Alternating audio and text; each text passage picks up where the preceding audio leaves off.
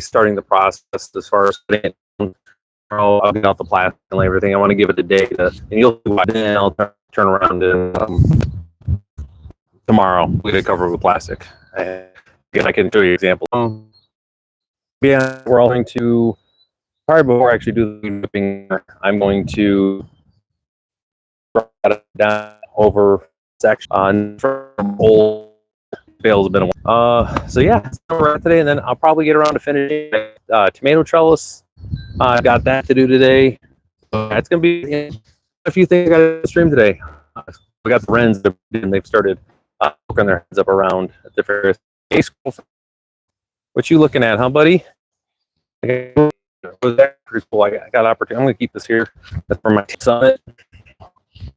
Next county down, the high school kids who are at a leadership summit. You know, these are the folks, you know, deemed the best and brightest, and they volunteered for this thing, so it's cool. Always love this stuff. So yeah, I get a chance to talk to them and just spend some time with the young folks hearing about leadership. So there's got a few weeds in here that I got to get out that set up shop here last couple days. Thought I got them all, but as always, the rain and the sun has brought them out. So, but yeah, we had a few of the. Oh, there you go, man. Woo! Sorry, folks. Wind got you today. Wind already got you. So let's put this over here. Sorry about that wind, folks. But it's kicking it again today. Go figure. Day it ends in Y here in Michigan lately. This wind's been going. So, anyways, yeah. So got to do that with them. So that was a lot of fun. And I'm currently recording a video. I'm going to be doing a long form on the process that I go through terminating my cover crop. So I've kind of been doing that, getting some long form capture today as well. I've got yeah, so yeah, it's pretty much a light day for client work. Tomorrow I've got client meetings. I haven't seen it, so hope everybody's doing well. Okay, if you haven't been on the stream before, my name's Ryan. Just around here in the garden doing stuff in the afternoons. Good to see you. Been here before. Welcome back. Mashup of stuff we're gonna be doing. Nothing necessarily, you know, stuff in the ground today. Though I think a few of my my flowers. I think I'm just gonna plant them and get them started around here because they're starting to get a little iffy.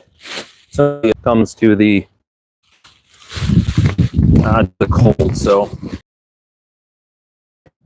I can get some in. They'll do just fine. The yeah, it's but yeah, it's just like right now. I'm just getting some this draw is back. Just want to make sure that the goal here. And you'll see as we come through here, because I'll be clearing out my cover crop around here. That is always the goal. We keep stuff covered away from them. Oh, what's going on? Year 2 at the moment. It's German time. Look at this guy. Just obnoxious. Smells so good though. Like, I was talking to my mom the other day. She was in May. If you put mulch down, put down here is also, man, where am I connected to? Sorry, I apologize. Go to this one.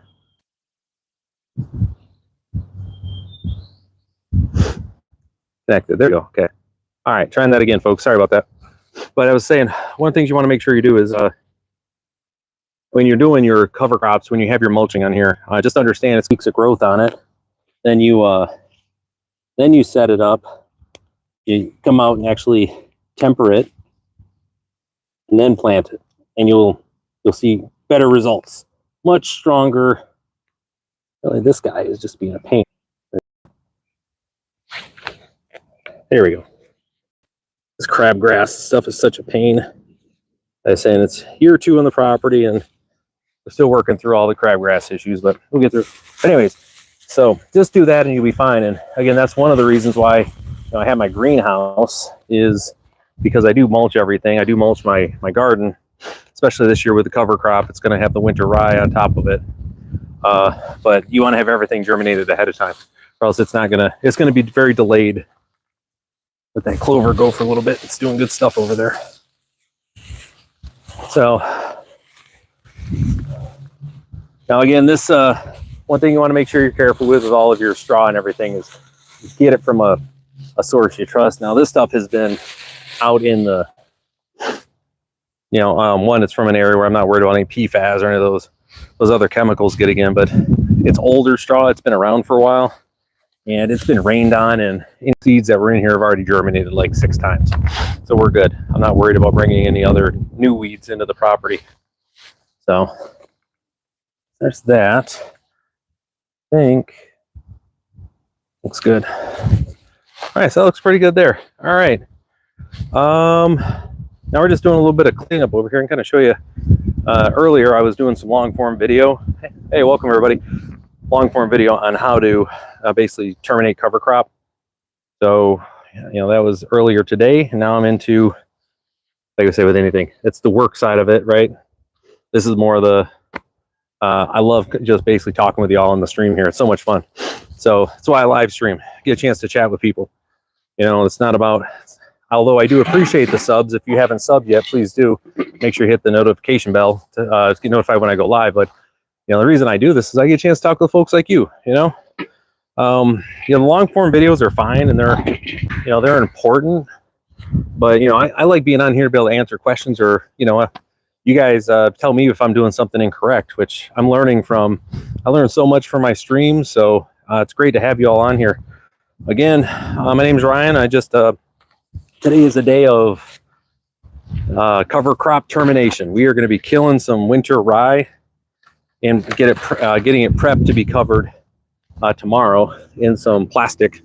Basically anywhere you see the green here, and then I can show on the other side of my yard here. Earlier I took some video of this, and we're going to cover it with plastic. And to kind of talk you guys through why you do that, I terminate my cover crop as far as cut it down first, and then I come around the next day, and then I'll put plastic on it. There's a good reason for that, and mainly it's because I'm going to come through here in a minute and be weed eating. You guys get to watch that. I'm going to miss some of these, and they're going to poke their head up over the course of the evening, and I'm going to see who I missed. I'm going to come back and hit them one more time with the weed eater and knock them down. So there's that goodness. All right, so I think that takes care of that. Got this here. All right, excuse me. We'll put this over here. Put that with me there. Yeah, and I think today too, I think I might do that actually before. I think you guys might get to watch me finish up my trellises too. I think I'm going to do that. I think I'm going to put my last 4, basically these up here, or this section right here is missing, and it's just 4 boards, putting a hole in the ground, nothing crazy. But you guys get to see that too, how I'm doing my trellises and everything. So I think I can make that call. I think I can do that. So cool. Yeah, I think I want to do that actually before I come through and weed whip, just because there's going to be stuff all over here. So I can just dig that out. Yeah. I think we can do that. So, all right. Well, I appreciate y'all coming to hang out. Beautiful day here in Michigan. Cannot beat it. I mean, this weather is fantastic. So, yeah, let me do that. So we're going to go for a little bit of a walk. Hopefully you guys are okay with that. I'm going to show you here. Been a busy day in the greenhouse too. Got a few things taken care of. I'm going to actually drop you guys in the greenhouse while I go. I have to go get my drill so I can do the screwdriver. So you guys can hang out in here just for a little bit. Let's see what we got going on in the greenhouse. And I will be right back. 1 minute.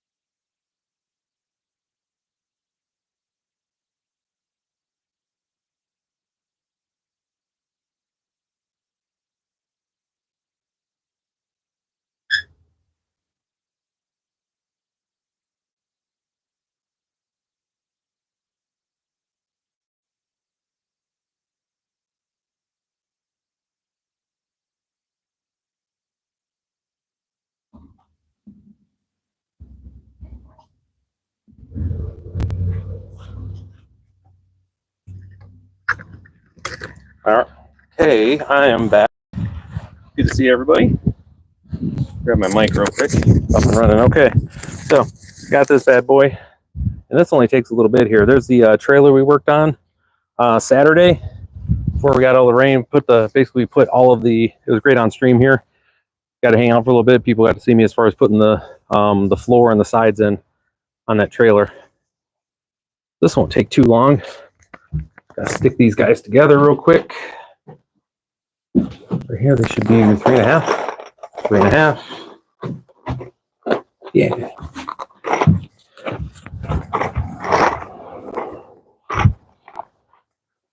All right.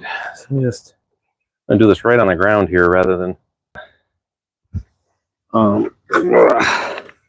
breaking out the sawhorses and stuff. I mean, it would only take an extra couple seconds. But all right, so these are 2x3x8. So these are studs, like wall studs. I don't use 2x4s in my garden work. If I can, when they cost more, but studs are cheaper. Right? They're just cheaper, and they do the job. You know, they're typically not, and they're not going to be treated because they're meant for like interior. So I'm not trying to have anything on them where that is going to be a. Let me make sure here. It's a bit too big. I'll switch these out.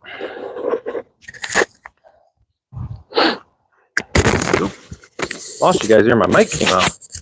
Sorry about that. Oh, am I missing the bit? Oh no. I think I might be missing my bit. Let's see if we can adapt and overcome today. This one usually, what is this? This is 3-inch.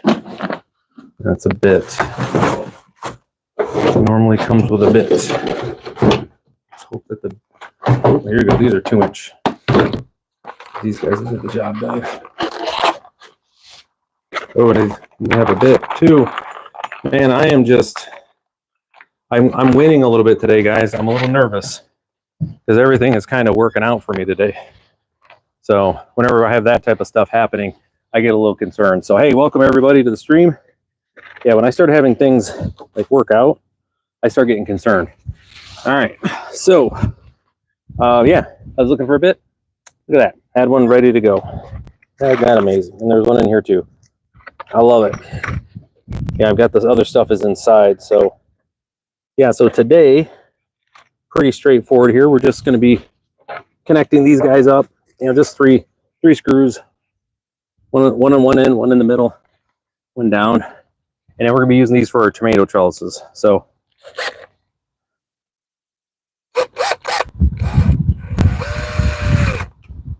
this guy, for some reason, doesn't want to play nice.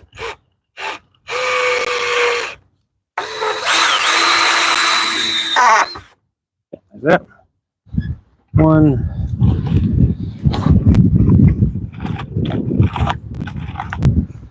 Yeah, like I was mentioning earlier on the stream too, I got to go to, I was at a leadership conference for youth today.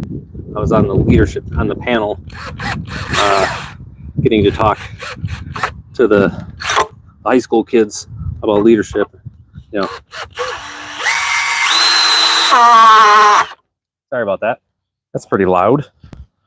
And again, if you ever find yourself like losing faith, like in today's kids, like, you know, we got all that stuff going on. Some people don't like the protests that are going on at the schools. But if you ever find yourself in a position where you're, come on, almost there. There we go. Where you find yourself in a position where you've kind of lost faith in the kids for whatever reason. I hear that from a lot of people. You're spending time with the wrong kids. That's all I can tell you. You know, I spend time with high school kids. I'm on the school board, but I also, you know, with young folks that are in industry, you know, they're working their first jobs and everything. And I have so much respect for these young folks that are coming out. And it's not that they're any smarter than we were. I've never really bought into that notion. You know, everybody's got their, you know, things that they're good at. But they're, again, the inquisitive. So many questions. You know, the young men and women, they're not afraid to ask questions. Questions weren't allowed when I was growing up. One of the reasons I got in so much damn trouble is because I was always asking questions. But the kids now, the young folks, I say it like I mean, sorry, I am a grandpa, so I qualify as old, I suppose. But when I listen to the young men and women, they're just inquisitive. They just want to know why, and there's nothing wrong with that. I think that's great. And if you can't justify certain things you don't know. It's just we've always done it this way. Yeah, there may be a good reason you had always done it that way, but bad on you, bad on me, bad on us for forgetting why we've always done it that way, so we can explain it, right? Just doing shit to do shit is excuse my language, it's dumb. Have a good reason. If there's a good reason, and typically there is. Don't get me wrong. There's a reason. A good reason for most everything.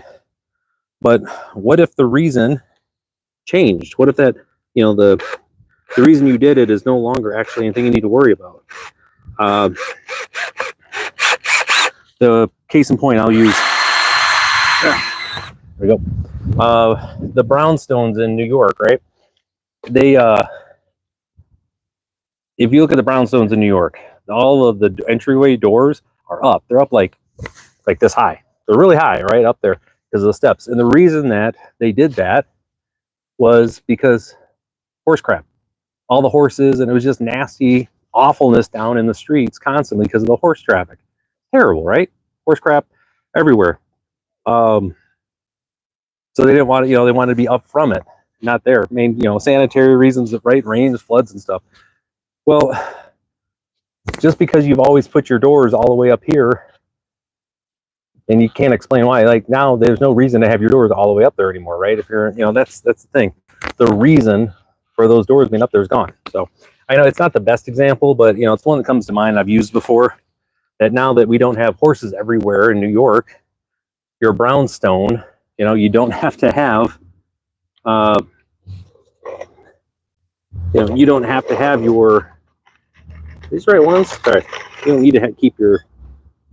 I think these are the right ones. Yeah, these are the right ones. Yep, they are.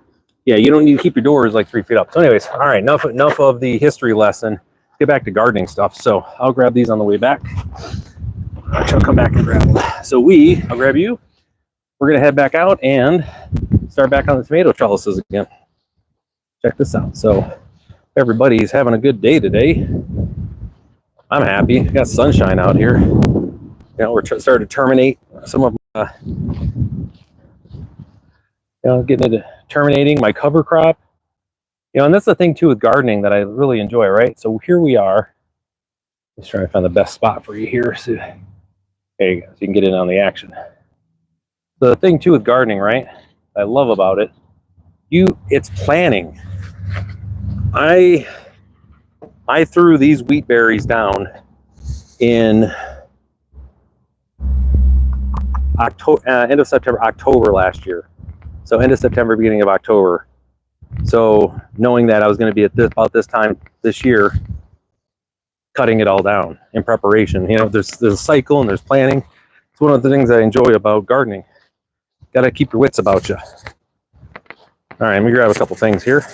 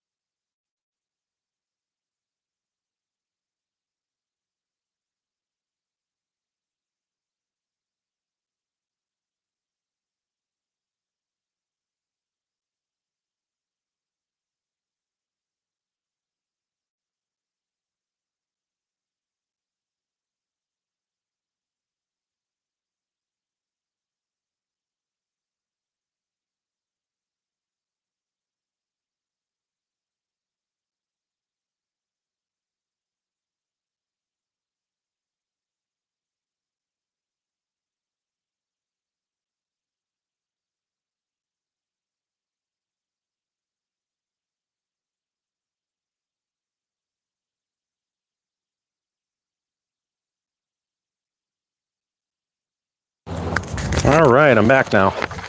So, hey, so if you're watching around, can you hear me okay? Just checking.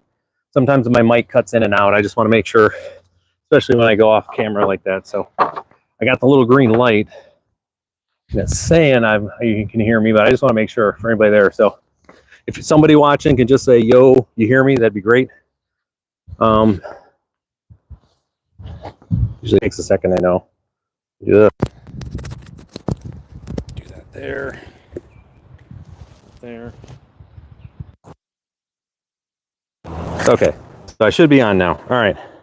So again, so we're working on tomato trellises. As you can see, I've already got these 3 done. 1, 2, 3. They're there. I just got to finish off this last bit here. And these are done with studs, right? Pretty straightforward. I just got to mark out exactly where I want them. We're going to be drilling some holes today. I've got a hand auger. You guys love this thing.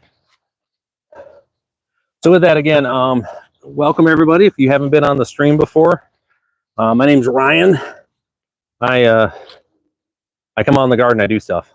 I do a live, you know, to hang out with folks, kind of see what they're up to. So 1, 2, 2 and a nub. That's my official measuring, by the way, is 1, 2 and a nub. 1, 2.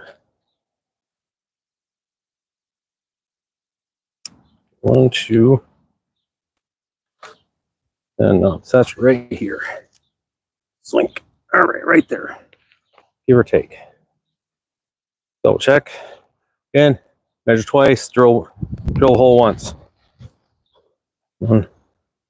Yeah, it's gonna be just about there. Cool. All right, get this out of the way. I want to make sure this looks straight. One last time, I'm just gonna make sure everything's lined up, right? Got to make sure it's important.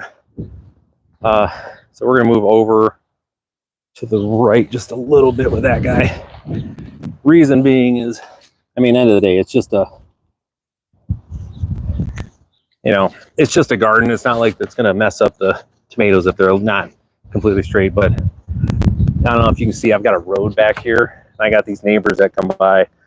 They'll come in, they'll walk up and be like, "Hey, Ryan, you know, that isn't quite square over there. You might want to, you know, probably should want 2 feet to the, you know, 2 inches to the left." And that's the type of stuff I deal with. So I don't need it, but you know, I love my neighbors. There, you don't get me wrong, but a lot of this stuff where I take a little more time than I normally would is because I do have a lot of my neighbors that come by here. I love them. I got some of the best neighbors in the country here. Yeah, absolutely great. So this here is, so I have 2. I have a motor, basically a power auger that I use in the ground. But this is an auger that I got from a gentleman where I stayed at his house. He's a friend. He since passed away. His name was Doc. But this is actually a hand auger that I've used growing up. I used to help him out with his property a lot when I was a kid. And this thing has one purpose. It makes really, really great post holes for 4x4s. That's what it does. So let me get this stuff out of there. Cool. And it's, you know, it's a real basic principle here. It's just basically got the screw at the bottom. That is, once I get through there, it's going to just take a hold of. And as the bucket fills up, which is underneath there, I'll show you. And for an old guy like me, I love this. You know, it basically just fills up and you dump it out. So instead of, you know, the old, you know, the ones that are used for post hole diggers, you know, the rack them down and doing all this stuff, all that impact. Look at me, living my best life. Now, when I did this when I was younger as a kid, don't get me wrong, it was this big. That was an issue, right? It was a little bit of an issue, but also, you know, I was doing this for his fence line for his cattle around his 10-acre property. This is one of the jobs that I had with this thing. So there is a little bit of trauma attached to this. You can see, brings it all up nice in a little bucket. Just dump it right there, be good. A little bit of trauma with that, you know, running this much fence line. So it was definitely a thing. So hey, I appreciate y'all swinging by stopping by the stream today. Where y'all at? I'm up here in northern Michigan. you know, it's been raining basically for 3 days now. I had a, oh, here's the other thing too. So check this out. Where it gets through, you can really see, you know, get it with the light, the sun on that or not. See where I got all this clay? It tears through it like it's nothing. I mean, I hate all this dang clay we got. You guys can see this clay line that I have. It's impressive. It's literally in this spot. It's kind of varies where it's at. There was a creek bed that ran underneath this. I found, like in this area over here, about yay wide, all sorts of pebbles and stones, and it was about 2.5 feet down when I was doing my other posts there. But on the other sides of it, it's all clay, and the clay line it's thick, and it varies where it's at. And luckily, on my last post I'm putting in for my Taylor trellis, I run right into it, so I'm getting to carve right through that. Not really complain, just more like a, you know, that's the way life goes sometimes. The other piece too is it's easy with this thing. I love about it, it's got a great little marker for 2 feet right there. Like, it makes putting these posts in a breeze. But the other side too is, you know, I got a neighbor here, one there. I've got them around here. I try not to run that like my equipment too much if I can help it. So like in this case, you know, this is quiet. It's, what time is it? 2:30. It's all 3 o'clock right now. You know, it's not like people are sleeping, but I'm also just not trying to run the thing if I can help it. So this, you know, Ryan gets a little extra workout in. Nothing wrong with that. But I'm trying to think here. Oh, so I had was it 2 days ago? Yeah, it had been 2 days. I guess it would have been Sunday or Monday. It'd have been Monday. And I was out. I've got a stone down there. Let's get that guy. Yeah. Had one of my shorts go viral. It was wild. You got 9,000 views in, I think it was like 18 hours, and that's, you know, pretty big for me considering I've got a grand total of, I think 245 followers or subscribers right now. So that was pretty fun to watch. And it was about all this extra. I've got, you know, my greenhouse is packed full right now, and I've got to figure out what I'm going to be growing. And actually, my neighbor came through in a pinch there. I thought it was pretty cool. She stopped off some blue sunflowers. I guess they're blue. No idea what their name is.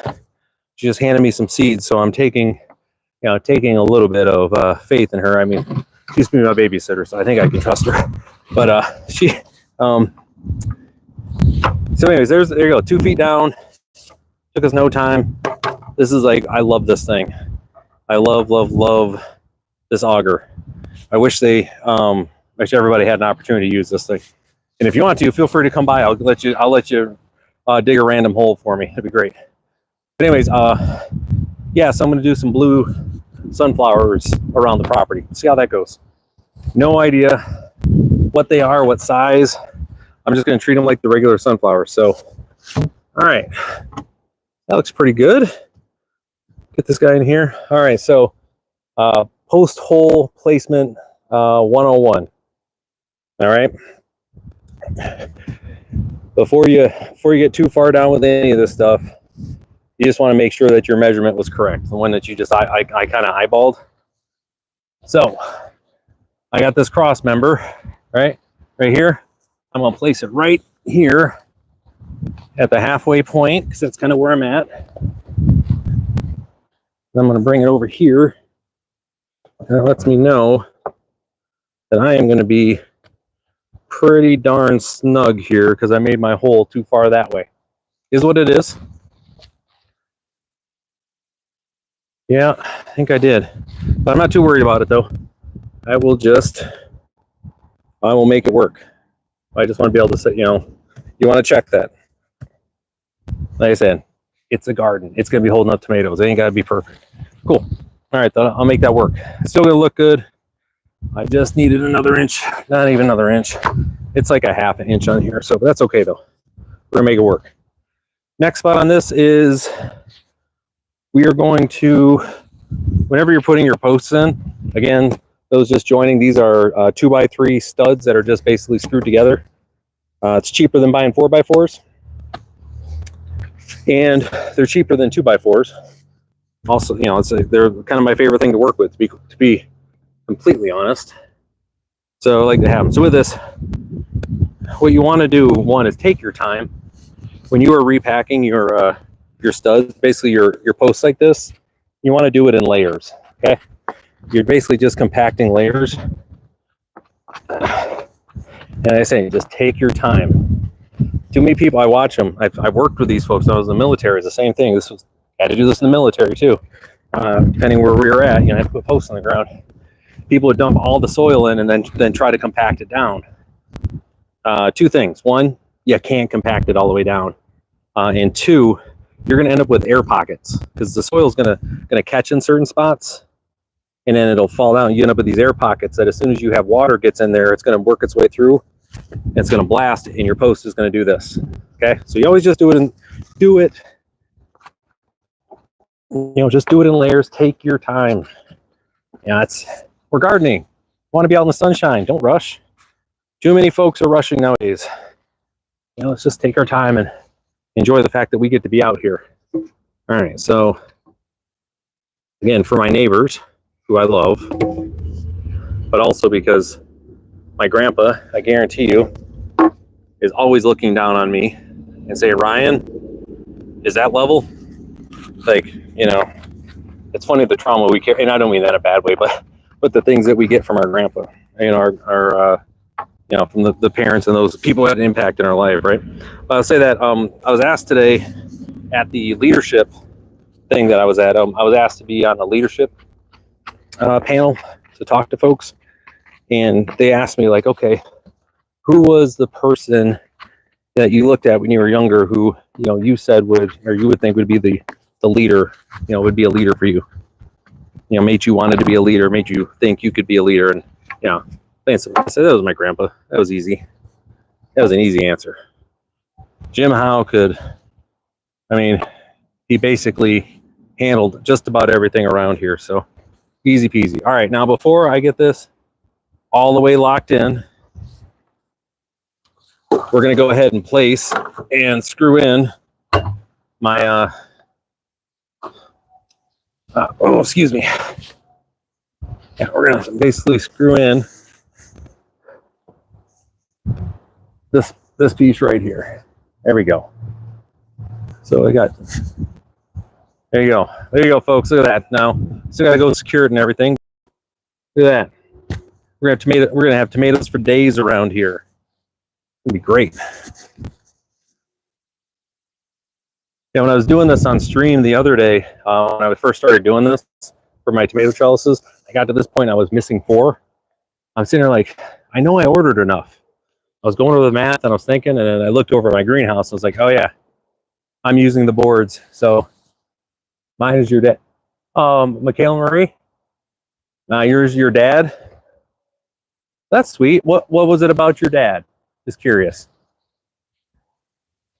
What was it about your dad that was so awesome? He's your hero. You know, I can, for my grandpa, it's easy enough to answer. Pretty much, he was always that guy that was in the stuff. He was always involved, taking time for folks. So, you know, it was one of those great things that you have there. Yeah, it was. So, what was it about your dad? Just curious, Michaela Marie. I mean, again, don't get me wrong. I'm biased. I am a dad, so you know, I assume dads are all, you know, dads for the most part are pretty awesome. I know that's not always the case. Ooh.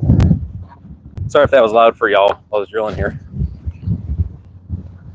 Oh. So I got my blue wrens. I wish you guys could see this, where I kind of wish I had extra cameras set up here.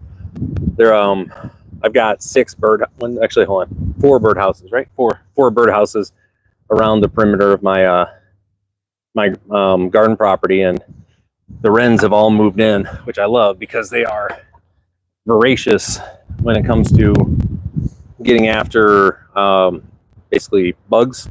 They're insect eaters. So the, what are those, Japanese beetles? They'll be coming up soon. Okay.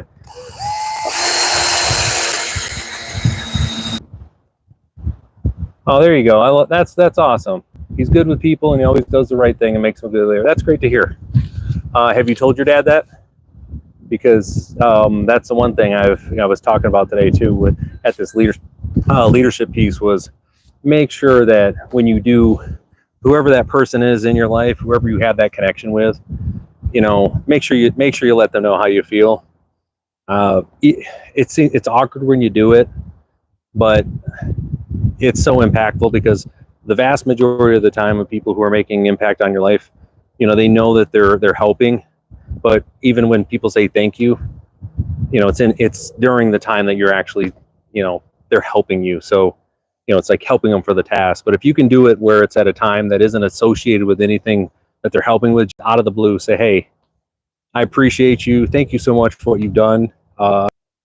There's compacting stick here. Yeah, we got like all the tomatoes to get in this year. I'm going to have, so right now I've got 1, 2, 3, basically I've got eight sections here. Each section has so that's going to be great. 8 tomato plants. So we're talking a grant, like 64 tomato plants. Oh, it's going to be great. I have so many tomatoes. We're going to be doing all sorts of canning this year. Is anybody in the chat, you guys do any canning?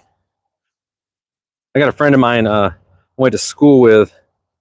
Her name's I think she's onto her 5th book now in canning. She's a canning diva. You should check her out if you have it on Amazon, if you want to get into canning. She's great. Yeah, it's called the Canning Diva. She's here out of Michigan, but yeah, she's pretty much on the national level as far as where it goes for canning. Check her out on Facebook too. She's got a great group. She goes live all the time as far as different canning stuff she does. So, but yeah, it's Diane. I'm not sure if it's Devereaux or not. That was what her name was, but I think it's still Devereaux. I don't know. But yeah, the Canning Diva. So there's gonna be canning going on this year. We're on the channel here. Again, if you guys appreciate y'all hanging out here, watching this old dude just work in his garden. This is the great part about having the, one of the reasons that yeah, some of the birds aren't real happy with me right now. I think they're trying to get back on their birdhouse. But anyways, yeah, when we picked out this property, this was the idea to have something like this where I could come out here and just, build out what I wanted.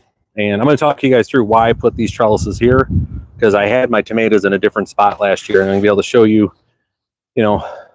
what I did and how I learned and what's important about that. So like with this, you'll notice I didn't put any cement down or anything. On my entire garden enclosure, there's only basically 4 posts, that have cement, and that's basically the 4 that are supporting my gate, for my gate latches, and then where it locks. That's it. Everything else is just in the ground. So that's what I was saying. Take your time when you're doing this stuff. Make sure it's in solid, but because the other reason stuff isn't like permanently where it's at, I don't know, because let's say I get over here and I still don't get the tomato yield that I want. We're going to be moving all of this stuff again, just to try. But this is going to be a spot, because I know. And I'll walk you through. Let me get this finished up one thing at a time, Ryan. I always get talking a little bit and forget that I'm actually got to finish my task. All right, let's get this thing tamped down, get a little bit more soil on it, and then we'll get after it. So, if you guys see over my right shoulder over here, you can see I've got my pea trellises. Those are actually over here. That's the same thing I'm using here. This is a sunflower stalk from last year. I saved my sunflower stalks. I cut them down and cure them in the greenhouse. So they're dry. They end up basically like bamboo. It's pretty wild. All right, so that's the last bit. So I use them all over in the garden. All right, let's give it a test here. Okay, held up the old man. Good. So, all right. So with this is in a good spot now. So let's go take a look. Let's take a look at this overall. Let's see how we're doing here. All right, so Oh, I don't know if you can see this. I've got that thing right there, that pipe going up. I had solar installed on the house. Yeah, 3 weeks ago now. It's great. Love it. Love it. Love it. Love it. So I think the Biden administration just passed, or somebody did, additional funding for solar power, where there are going to be more subsidies and whatnot. If you get the opportunity, definitely do it. Just be careful right now, because if you can't pay for it in cash, it's like a 7.5% note. All right, so let's take a look at this. So here, you guys can see, these are, my pea trellises. I put these in the other day, and I've got peas running down here, and then I've got my next row of them here, and then this weekend I'm going to plant my next set of them. And basically, I'm just going to keep planting peas. My corn goes in. Once it gets a certain height, more peas go in. Peas for days. And then over here, I got my lettuce. Now, there's something to this. Let me back it up a little bit. So the reason that I've got lettuce and my brassicas, I've got Swiss chard, I've got kale, I've got cauliflower over here. But over here, I got carrots, all the cold weather stuff, right? That's all living in this area, basically to here. And this is the dead area where my tomatoes were last year. They didn't want to grow. They took forever. The reason is that big gray thing right there, that house. This area, just in this spot right here, got almost 2 hours less sunlight than this area over here. So what I did is show you. I moved. So I cut the tomatoes were up to here. No tomatoes that way. Tomatoes are going to be all along this whole side, basically to this area here. And it's the area that gets the maximum amount of sunlight on my property throughout basically this entire section. So this is one of the things. So when you're setting up your garden, you're going to look at, obviously you want the tallest things in the rear, which is where all my sunflowers and my corn go. They live over there. They live their best life. I mean, I had some 15 footers last year. I'm shooting to go a little bit higher than that this year. We'll see. Fingers crossed. But anyways, so they're going to tell you when you set up your garden, tomatoes and other stuff, you want the most sun, right? And they're going to say put it on the south side. That's true, but it all depends on your property too, right? You may have a tree somewhere that's going to block some stuff. So you need to your first couple of years with your garden as you're setting it up, don't have any permanent, landmarks.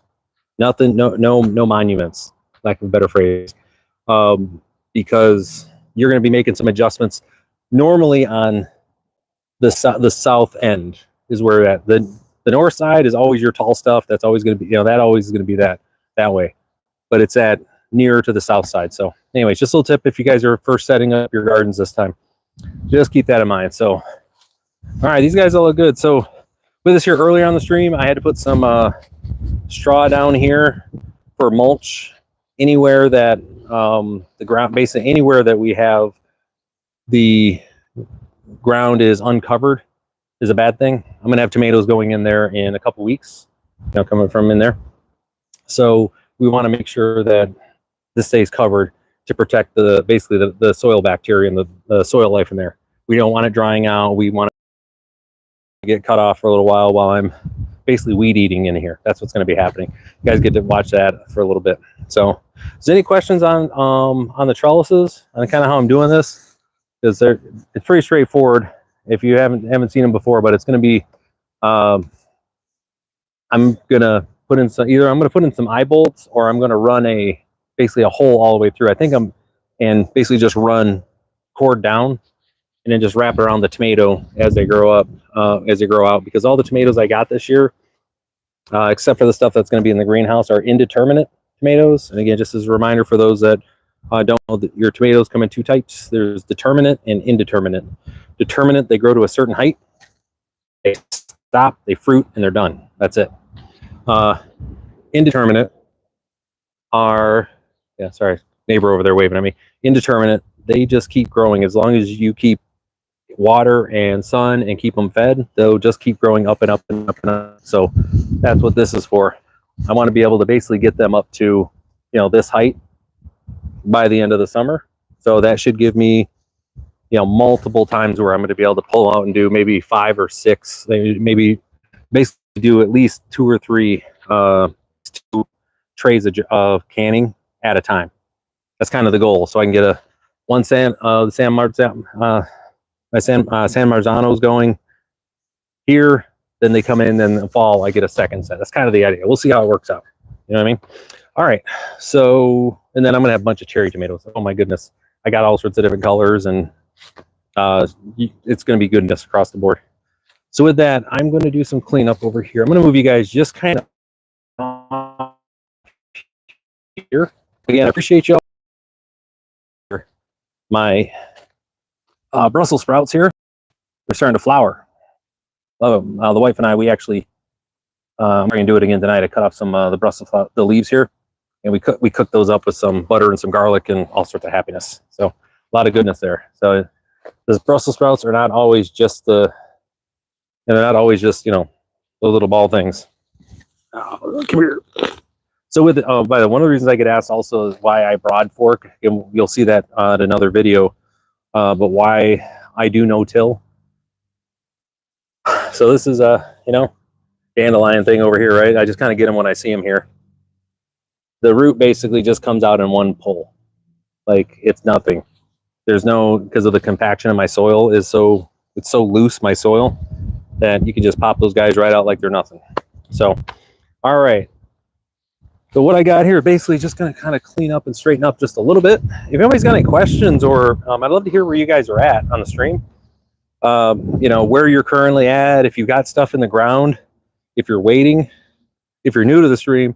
Again, hope I earned your subscription today. Feel free to subscribe. Make sure you hit the notification bell so that way you know when I go live, because I go live a couple times a day. So, you know, whenever I'm out here, I go live. But the other piece is I do go live on my business side of this as well. So around noon, you probably, if you had the notification bell, you got my basically small business news, where I give just a briefing about kind of the things that are going on in small business world. So if that interests you, by all means, go ahead and subscribe as well. Just want to move all these guys out of here. Again, these are just more of my sunflower stalks from last year. They are about to get busy. I had to clear them out of the greenhouse because if you saw in the short that I had the other day, or if you've been on the stream, you know I have roughly like 4 billion things in my greenhouse right now, like a ton. So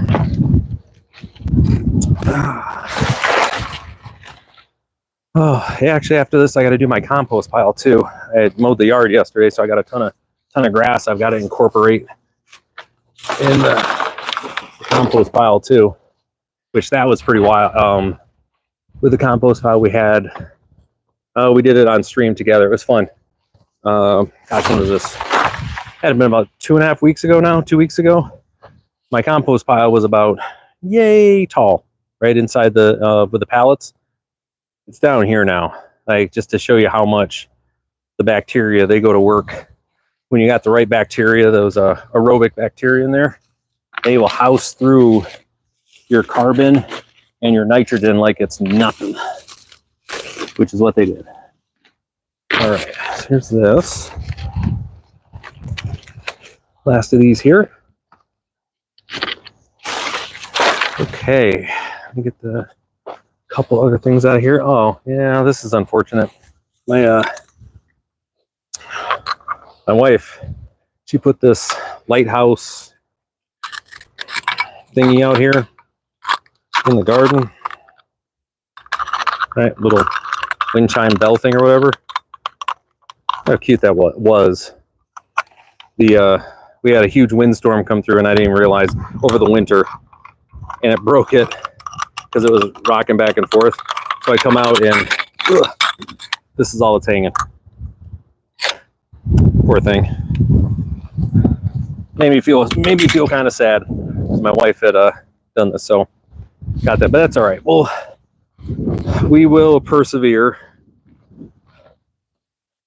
Okay, these screws out of here. Again, just trying to organize just a little bit here, folks. Just do a little organization here, so that way you can just kind of do this all in one shot. Because then I got that, and then I got some stuff I want to plant around the. I'm gonna start putting in some marigolds. I think just give them a test drive. Not all of them, but I want to see how some of them do. Get them rolling. The pollinators. It's one of the reasons why I don't necessarily in the garden right off the bat when I see this. No bell peppers. No bell peppers. Sorry. Yeah. I mean, I could. I'll put them in the greenhouse and get them going there. You gonna be growing any?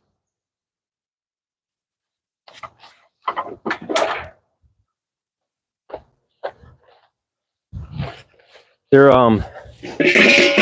sorry about that. The thing with bell peppers too, if you decide to grow them, make sure that you when they first come up, after you get your third set of true leaves, you come in and clip the top off. Then the plant branches out sideways and you get double the peppers. All right, so I think that's everything.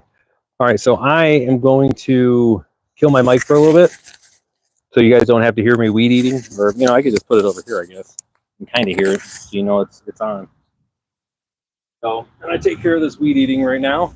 Basically, this is all my cover crop I got to take down, make so it'll be working as a mulch for me. So let me get after it.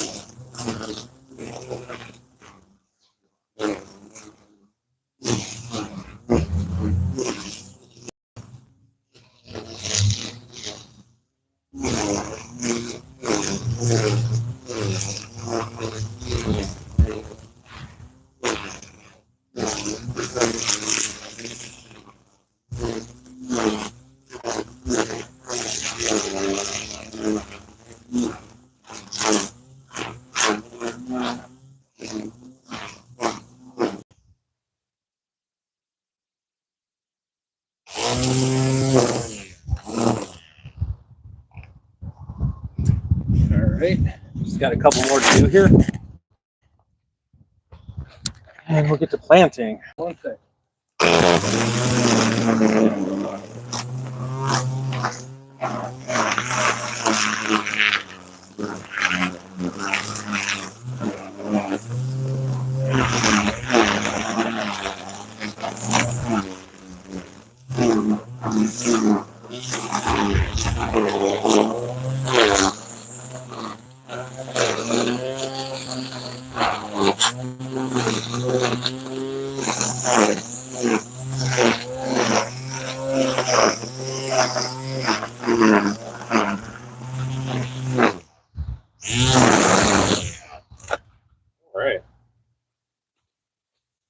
All right, a little bit of a haircut there. A little bit of a haircut for the garden. Better spots now. Okay. Well, I'm gonna do some planting. Yeah, I'm gonna put a few marigolds in around. Get onto that, and then comes the unfun stuff, which isn't. I mean, it's not like it's terrible, but I got to do my compost pile today. It's got to get reincorporated. So, all right. So yeah, things are looking pretty good in the garden right now. Pretty good. Pretty happy with where it's at. You know, still a little bit more work to do in there, but holds. Actually, let me get my trowel too.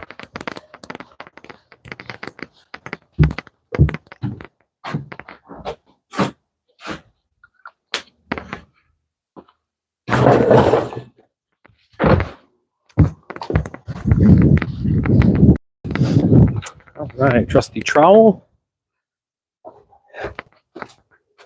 And then marigolds. Let's start with these guys right here. Just take this tray right here. We're gonna plant this many today. Whatever this number is. We're gonna put in this many marigolds today. We're just gonna start. Just kind of pop them in around places. So, all right. So, oh, by the way, over here I've got a dwarf. That's a dwarf sunflower that I thought I'd get started with. I'm gonna lower you guys down here a little bit so you can kind of see the action here. And then one other thing, old man needs his knee pads. That is for sure. And best known, well, the best advice I can give gardening folks, get you some knee pads, get you something so you can be down there. Although I did see on that Epic Gardening, the dude's out of San Diego, that he had this viral based, I don't know if it was TikTok or short or whatever it was, you know, something, all the peeps were watching it, but it's basically it was a set of knee pads that were also, they had a seat like incorporated around like where the knee was. So he would just like kneel down like this, and it had a seat so he could sit. It was pretty neat. So I don't know all the deets with it, but let's see what we got here. All right, that.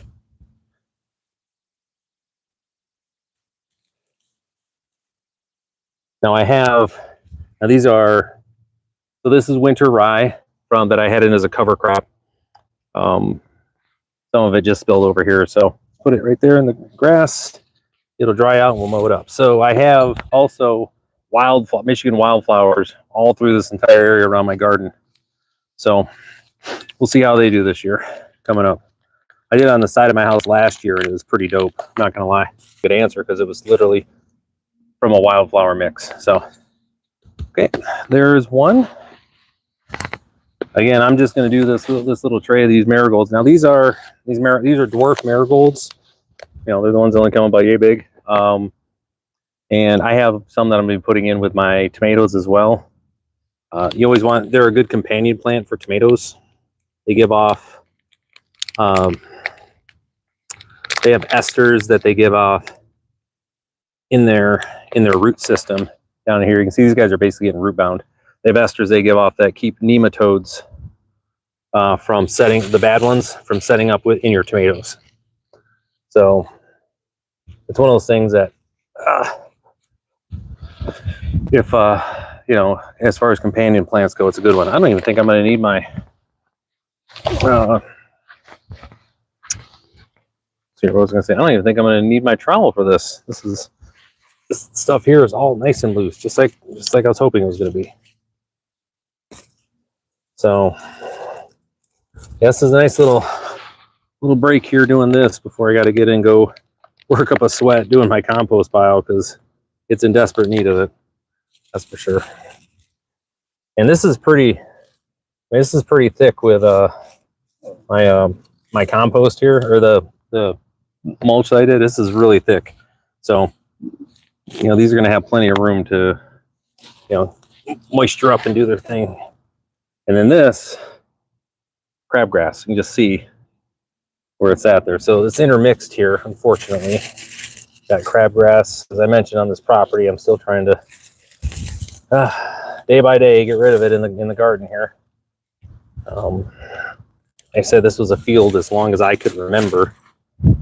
So this property that we moved into, so it's a long struggle to get crabgrass out of the environment here, because it is, you know, it's just lived here.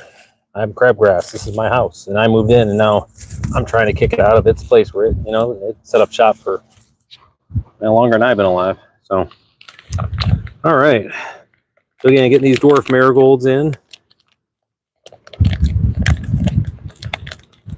Man, is it ever nice out today. You know, it's a little breezy out, but it's nothing, you know, it's not terrible. At least as soon as I say that, we get like a 40-mile-an-hour gust, of course, go figure. But either way, you know, it's not terrible out. Man, look at this crabgrass. Stuff's awful. But over there, I'll get you later. All right, so there's that. Let's just keep on making our way down here. Yeah, I don't think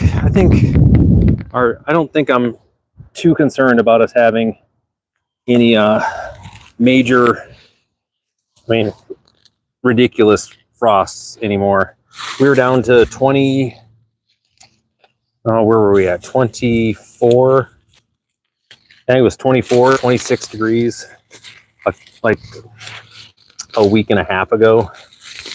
And it's been, you know, warm ever since. Like, we've been up in the 60s, and it's only been down in the 40s ever since. So I think we're good.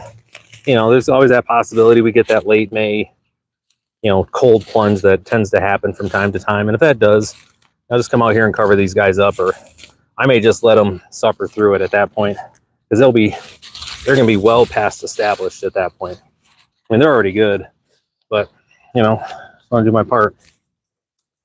All right. So again, these are dwarf marigolds that my mom, she deadheaded her dwarf marigolds last year. Like 1,000 of them. I mean, I would say 1,000, maybe 60, 70, 80 heads, you know, that she did. And I think we ended up with I mean, I wouldn't even try to count, but I know we ended up with north of 1,000 seeds from all those heads. Like, it is so many. I just have a dehydrator out in my garage that is for seeds. So she deadheaded them, and we you know, I just put them in the greenhouse here. That was the agreement. She deadheaded the one she wants. She brought me seeds, and I'm growing them for her this year, so doing pretty good.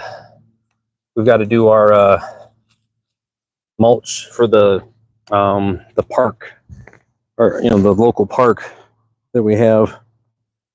Get that loosened up a little bit here. Here in the next week or so, it's due. So that'll be a good time. Good times.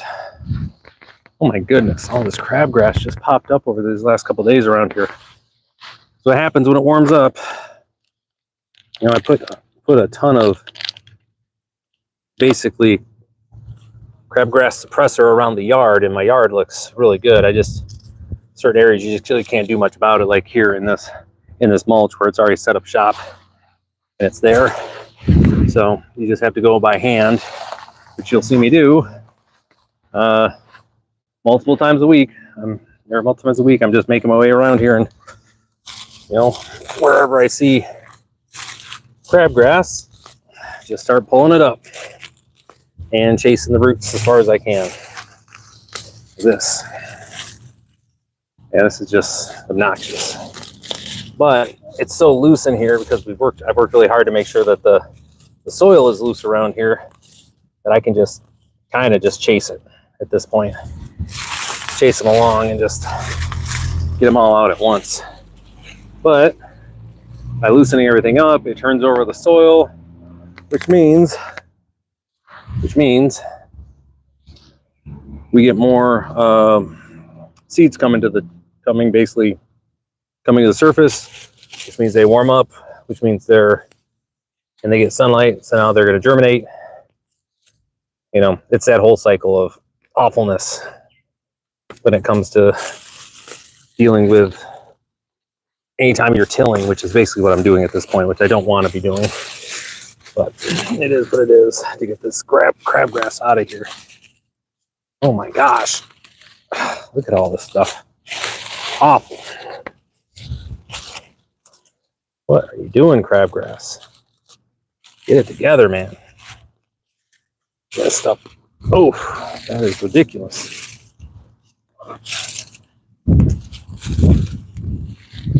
More and more. You have to come back through here, rake all this up. Sorry there, Mr. Worm. Didn't mean to bother you. But to get these guys out of here. Okay. Whew. That wasn't fun. All right, so let's get this guy in here. And like I say, I've got wildflowers that are also going to be coming up in this area too, so that's pretty exciting. Should be pretty here along the, you know, I want to get as much as I can wildflowers for the germinators as I can. So they got stuff to eat, you know. Let's get you out of there. You're a root. And the thing with crabgrass, it only takes one of these little roots to kind of just get everything started up again. Hate this stuff. It's awful. Oh wait, let's do one here. Oops. Try not to bother him. I'm gonna go right here.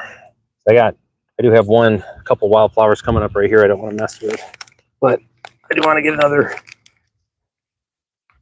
And the idea here with, you know, flowers, putting them in around the entire garden. One, obviously they team up well with your garden plants, right? They got a symbiotic relationship, but also it trains the pollinators to come to your garden because there's flowers here. So when it's time for your plants and they want to get germinated, or not germinated, they want to get pollinated, the pollinators are already here and they don't have to find them. They know to come look over here. So that's That's another reason you're always putting flowers, interplanting flowers for a camp. Plus, flowers are pretty. They look nice in the garden. You know, you want to have it looking nice. So, again, if you're just joining, we are planting. Well, we've been working in the garden, but now we're planting marigolds. Basically, just around the exterior of the. Oh, there's the ups, man. UPS dude's here. He's been we got a really good UPS guy. He's always he's been on top of basically watching this entire property come together. So pretty cool dude. Probably should learn his name. Just realized I don't know his name. That's not like me.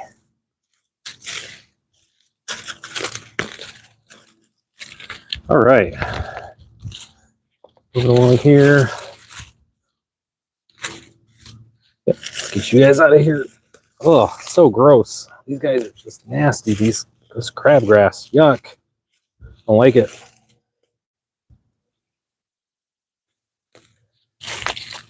But like I said, it was here long before I was here, so I'm the one invading its property. Hey there, Mr. Worm. We'll get you back in here. 1 second. But and look at this stuff everywhere, crisscrossing. Which isn't, again, I'm not necessarily against. I don't mind having a root system in here, but knowing what these damn roots bring, I don't want anything to do with it. There we go. This guy here. There you go. Cool. 1, 2. Yeah, we're just kind of making our way along here. So weeding at the same time I'm planting these marigolds here. Whew. I don't know if you're watching Red, but I think we're gonna go into town. Need to go get some stuff from Lowe's. Go get some dinner in town tonight. I think that's the plan.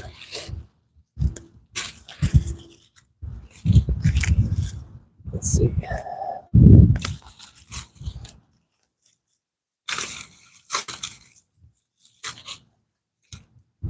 Ooh, there you go. I know, buddy. Sorry, I ain't trying to mess you up that much. Okay. Yeah, gotta get a couple things. Nothing crazy. But here we head into town, it'll be all right. My neighbor just came home. Next door over there, Candy. She's good people.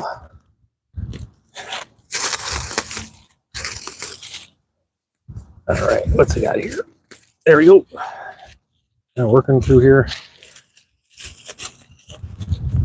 Get this kind of set, because this is all going to get a nice fresh coating of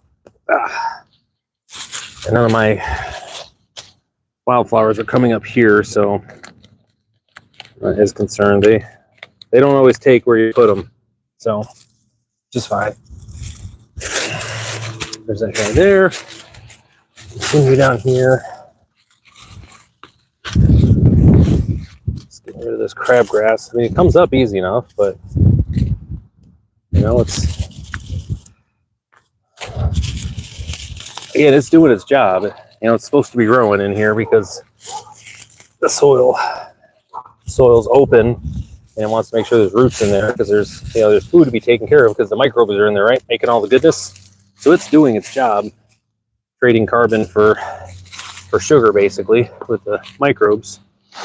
But in a perfect world, I'd have something else in there. So see, I got to come through and get like all this stuff too.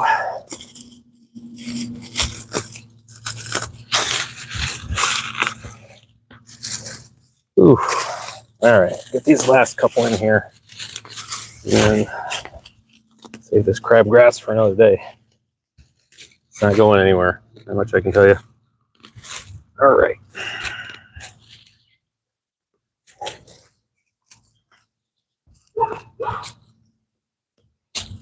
I hear you, Bonnie. Got my dog barking for me. Probably start having her out here with me. She's doing well enough now where she can just be kind of out here just hanging out with me. A little bit warm for her though still, but I think she'll be okay.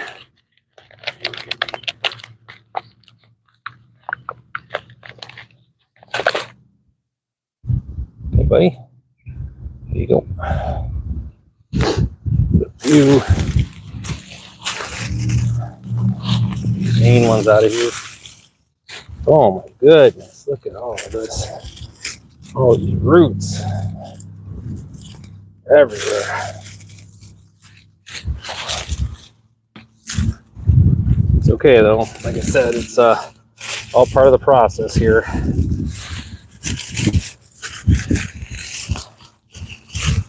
Oh, yeah. And my thyme is looking really good over here. My German thyme right there. Look at that. Stuff looks great. Looks good. Hey buddy. Yeah, I'm still here. A sparrow. Had a sparrow come over, trying to dig for some worms, and then looked up and saw it was me. It's like, oh, you're still here. I'm like, yeah, man, still here. Give me a minute. I'll be out of your hair. You can come get a snack or two, which is what I want them. You know, that's why I got the birds here. So I will leave this guy. I do have this one right here. So this is wild garlic that I got growing grows all over around here. I just kind of like to have it in the garden, have it around. We don't really use it for anything, but stuff just smells amazing. So, you know, why not just keep it around? Like across the street, whenever I mow, there's a wild garlic, which has an onion smell to it, to garlic and an onion smell. So the stuff that I was hitting over there is the smaller clumpy stuff. So it was like I was running over a thing of chives, just that nice sweet onion smell wafting up everywhere. It was fantastic. Man, what a mess. What a mess, folks. Okay. Get these last couple in here. I'm just going to do a bunch right around the corner here. In this corner. Just to kind of get things going.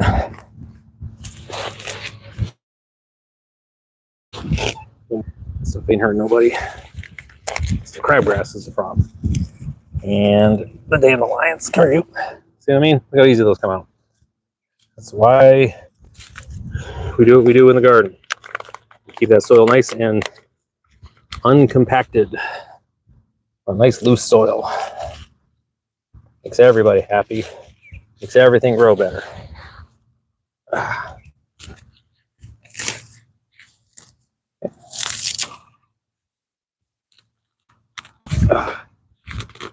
Go. Let me get this last bit out. There we go. Come on. Ooh, geez. That's got some root structure to it. Sorry, buddy. Man, I think I kind of earned this spot there, though. I hate to take it from him. Hey, same thing. I'll get you out while I'm here. Y'all gonna get a bunch of mulch over the top of you here in a little bit. Last bit here. This guy right here. Good. My last one here.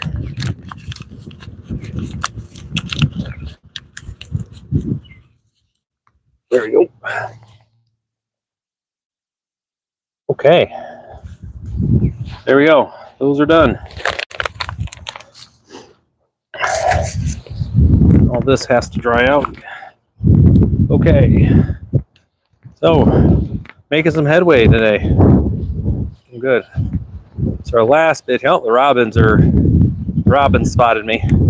Digging up dirt. They're going to be having a field day here. Let's check out my strawberries. They're all looking pretty good. Getting happy. All right, so up next is, just switch out gloves here. Take these things off. So up next is my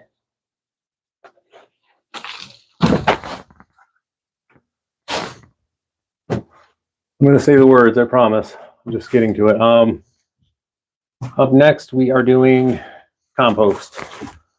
So let me go grab the hose, BRB, and we are going to do some compost. Should be a good time. Yeah, I always try to have the compost here as something for folks to do. Hey, welcome. And I try to show everything that goes into doing composting for folks. you guys kind of understand what this is like when you do it on a, on this type of scale, when you're dealing with your whole garden. It's not like it's a crazy amount, but there is a little bit of work that goes to it, a little bit of planning and whatnot. So let me grab the hose and just here.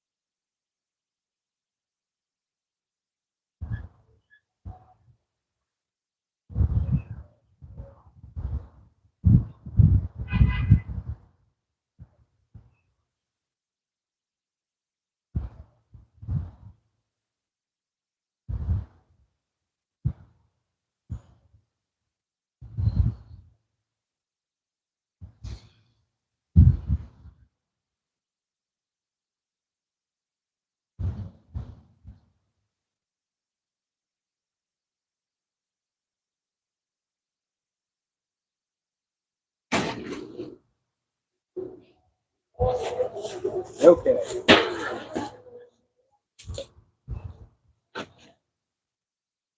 All right, time to do some composting. So another thing we do here, again, on this channel, again, my name's Ryan. Just some dude works out in his garden. We don't, when it comes to composting, people tend to overthink it. There's right ways to do it, and there's things you got to keep in mind, but at the end of the day, it's not that complicated. Don't overthink it. The bugs will do what they do.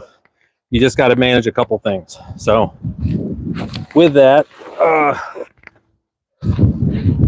couple of things you've got to manage and keep a track of is how much water is in the compost, what its moisture level. Just kind of what we got here. That's why we keep a tarp on it. Also helps keep the heat in. This thing does generate a lot of heat. So there's the moisture level. That's one. Two is your mixture between your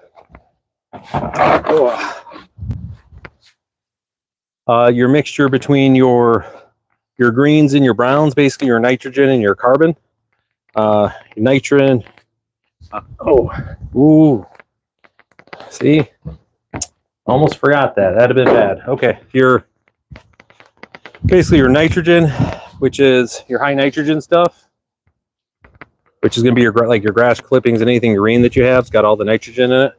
And then your brown, your carbon, which is, I use tree leaves that my neighbor is kind enough to let me take off her hands. I think she's excited about that too, which I don't blame her.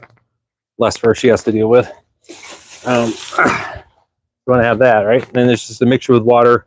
The other piece is going to be, we talked water, we talked nitrogen, we talked carbon. The other one's going to be oxygen. So you want to make sure that there's plenty of oxygen incorporated within your compost. And I can actually bring over here to show you this, guys. Over time, when you do your compost, when we on stream last time, it was about a week and a half ago, and we did this, the compost was up to here. It's since made its way down there and compressed because of the bacterial activity, and also the air pockets got basically taken care of. But you can see now, you see how compressed everything is. Not a lot of oxygen going on in there. We don't want that. So that's another reason that you turn your compost pile, is make sure you reintroduce oxygen into it, because we do not want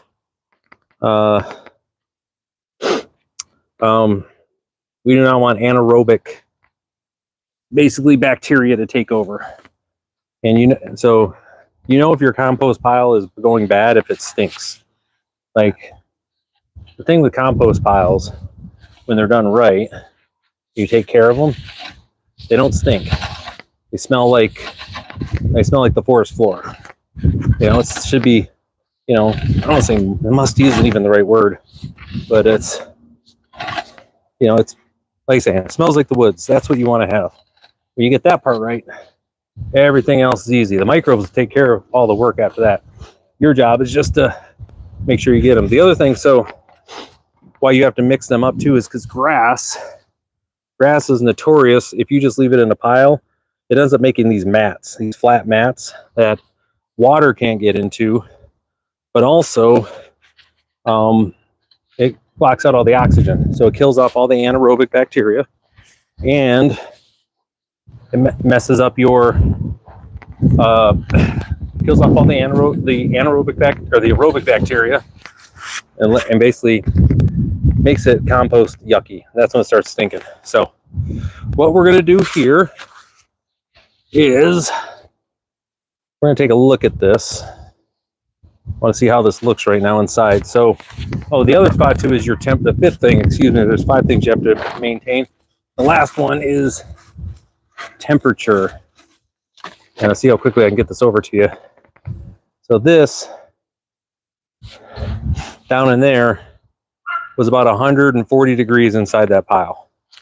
It's been upwards of 165 while it's been composting, while it's been doing its thing. So what we're going to do is basically just mix this up. Look at the, check out the moisture levels. I'm going to re-add in grass from yesterday's mowing along with some additional leaves, and then cover it up, hit it with some water and cover it up again. So this is what it looks like. Oh man, does this ever look good? So just gonna kind of pile this stuff here. Oh yeah, that's great. This is what I'm looking for. So you can see, especially here, well, you can see that. You see how it's whiter? It's got that white spot in there. That is good bacteria in there doing its thing. That's what we want to see. This has got a good section to it. I kind of like it. You know, to be honest, yeah, we're going to break this guy up and mix in some stuff. All right. It'll be good for it. And you can see also, we have our kitchen scraps that go in here too. Kitchen scraps and and I do throw in some cardboard stuff from time to time. So, all right, this looks really good, folks. Like, I'm really digging this. Oh yeah. Nice. And wish you guys could get like a, lack of a better phrase, a good whiff of this. This smells great. Yeah, that smells great. It's like I said, it's basically just the forest. Doesn't even really smell. It's clean. So we've got some happy bacteria in here that are living their best life. So we are just gonna take this apart, nice and easy. Get some oxygen in here, add a little more water to it, and get this thing kicking again, So yeah, but today's been a fun stream. We've gotten a lot done today. So I got some footage for my long form video. It's gonna be a quick one, basically just on some cover crops and how to manage them. Especially like right now we're dealing with I had to take my cover crop down early just because how warm it is. I can get some stuff in the ground earlier this year, so I want to take advantage of that. No reason to wait. But there's some special steps you got to take care of just to make sure it's good. So yeah, this is great. This compost is actually probably gonna be ready for me for the end of the month to be able to use out in the garden. This stuff is great. Put a little more nitrogen in here. It's just gonna be happy. Yeah, we don't have any matting going on. This stuff looks good.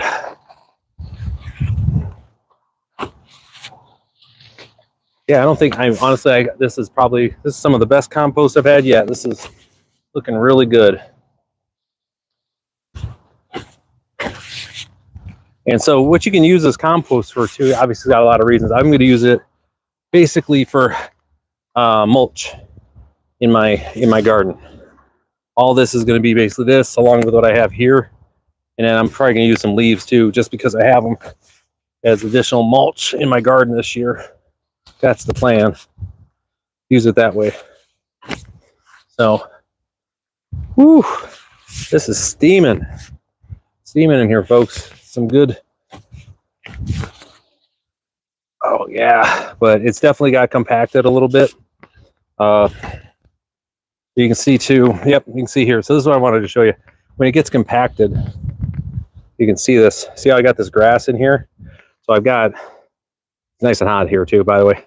So I've got activity happening here, but underneath it, some matting was going on, and no basically bacteria could get in there. None of the aerobic guys could get in there. So you end up with this matting. And that's why another reason why we turn our compost piles.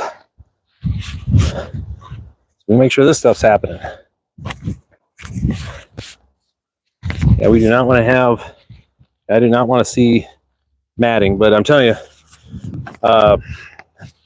so last time I was doing this, you know, it was the end of the day here. By 8 o'clock the next morning, yeah, I was at 160 degrees inside the pile here. Like it was burning.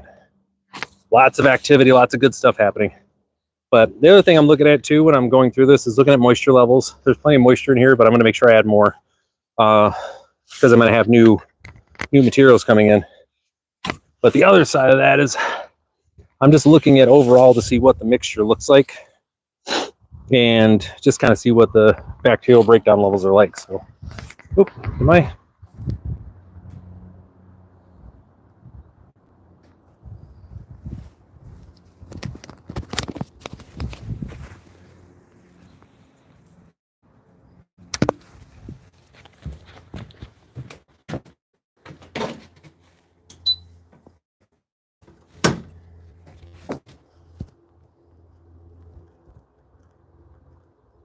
Oh, there you go. So my battery is dying on me, folks. So I have to close out here. So with that, it's been good talking to you guys. Okay, take care. I'll see you next stream.